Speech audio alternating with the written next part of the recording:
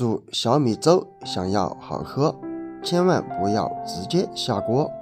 教你小技巧熬出来的小米粥，香甜粘稠有营养。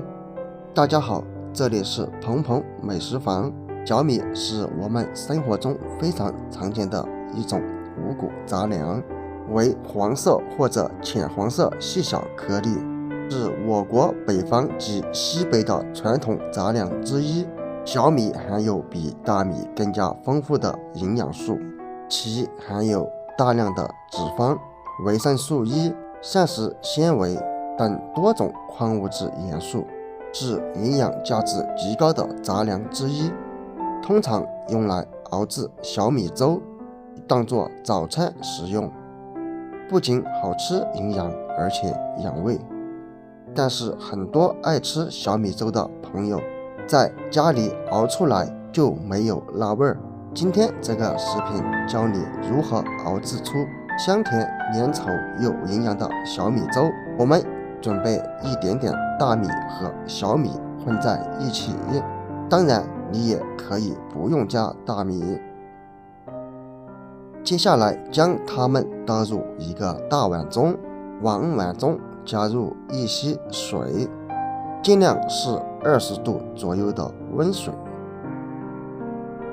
然后用你发财的小手来淘洗，只需要不断的这样搓洗就可以了。搓洗过程中也不需要太用力，抓洗个27下就可以了。洗好之后，淘米水不要直接倒掉哦，咱们把淘米水倒入一个盆子中，因为这个淘米水它的营养成分也特别的高，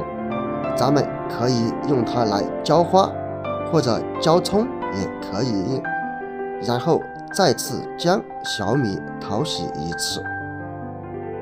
在这里提醒一下朋友们，无论什么时候，无论是大米还是小米，咱们将其淘洗2次就可以了。有很多朋友淘洗米的时候都喜欢将其洗得干干净净，如果真是这样，那就错了。其实浮在水面这些都是营养成分，淘洗次数过多可能导致咱们米中的营养成分流失哦。再次把水倒入盆子中，洗好之后把米放在一旁备用。接下来往砂锅中加入适量的水，煮小米粥，咱们的水一定要尽量的多一点点，然后将锅盖盖好。熬制小米粥建议都用砂锅，将火开到最大，将锅里烧开。这时候我们可以根据自己的口味准备一根红薯或者是南瓜都是可以的。我这里准备的是一根红薯，因为个人相对比较喜欢吃红薯一些。将红薯冲洗干净，然后用刮刀将皮给削掉。亲爱的朋友们，视频都已经看到这里了，那么我在这里就请大家用你发财的小手给我点个赞吧，因为你的每一个点赞都是对我最大的支持，谢谢。洗好之后，将红薯对开成2半，最后将红薯切成这样的小块，当然也不要太小，否则在熬煮过程中就可能将它煮烂哦。红薯切好以后放在盘子里面备用。这时候锅里烧开了，揭开锅盖，然后将洗好的小米倒入锅中。为什么这里咱们要等水开了再倒入锅中呢？因为这样熬出来的小米粥会更加的香甜粘稠。然后用勺子盛一勺汤，将碗中剩下的小米给冲入锅中，反复冲洗2次就可以完全干净的倒入锅中了。然后用勺子快速的搅拌，直至搅拌到咱们锅里再次沸腾，其实时间也不久，因为水咱们是烧开的，所以2分钟左右锅里就会再次沸腾。这时候咱们的锅里已经再次沸腾了，然后将切好的红薯块倒入锅中，用勺子均匀搅拌搅拌，最后盖上锅盖，用小火慢慢熬煮。这样熬出来的小米粥不仅特别的香甜粘稠，而且也不会溢出锅。用小火熬煮20分钟左右，揭开锅盖，一股浓浓的香气扑鼻而来，咱们再用勺子搅拌搅拌。这时候可以看见咱们的小米基本上都已经开花了。如果有的朋友觉得还不够粘稠，咱们可以继续盖上锅盖熬制，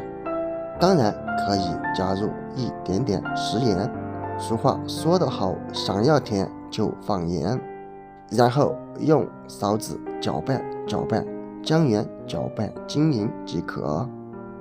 然后盖上锅盖，继续熬制10分钟左右即可。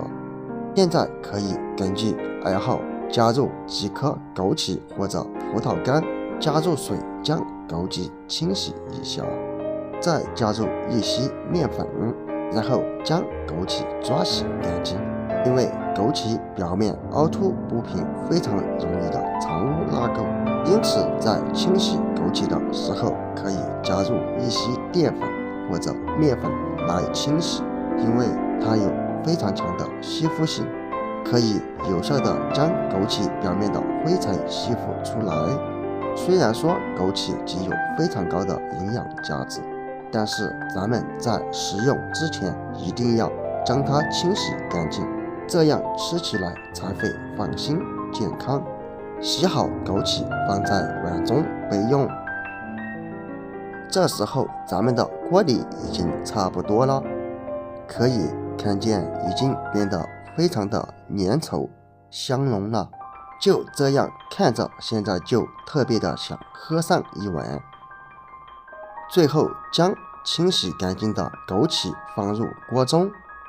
这样可以使小米粥更加的营养丰富哦。然后用勺子搅拌搅拌，搅拌好之后盖上锅盖，然后关火焖上3到5分钟即可。时间到了之后揭开锅盖，哇，简直太香了！这样一锅香甜浓稠又营养的小米粥就已经熬制好了，盛入碗中就可以美美的享用了。如果你也喜欢喝小米粥，那么就赶紧用我这个方法来试试吧，轻松的就能熬制出香甜浓稠又营养的小米粥。好了，今天的视频就分享到这里了，这里是鹏鹏美食房，关注我了解更多的美食制作方法，看完记得点赞转发评论哦，咱们下个视频不见不散，拜拜。